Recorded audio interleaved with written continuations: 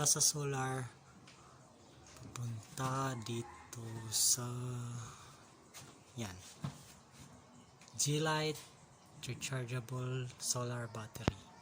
From that, punta naman dun, may wire dyan, yan dun sa kabila tayo. From here, may pupunta dyan sa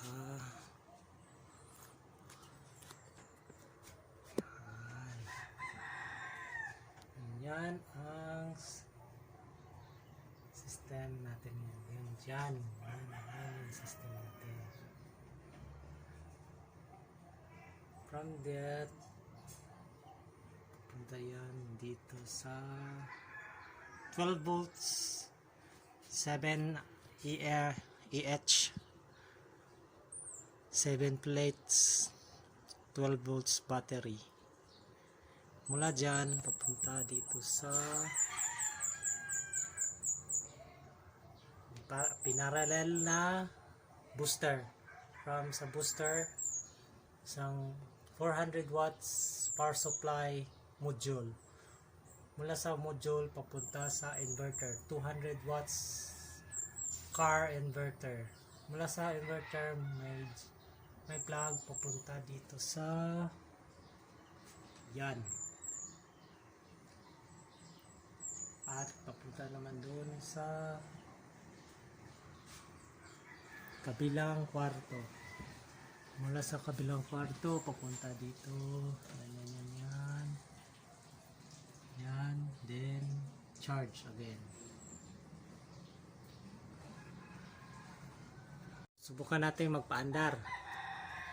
Turn on yung inverter.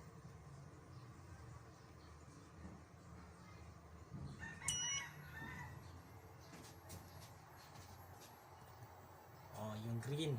Yung good. Wala dyan. On. See. Oh. Yung sa. See. Ang ganda ba?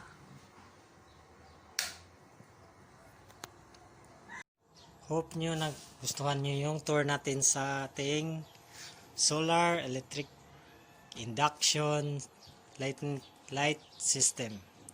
So guys, kung hindi pa kayo nakasubscribe, mag-subscribe na at i-click nyo rin yung notification bell. See you sa ating next video.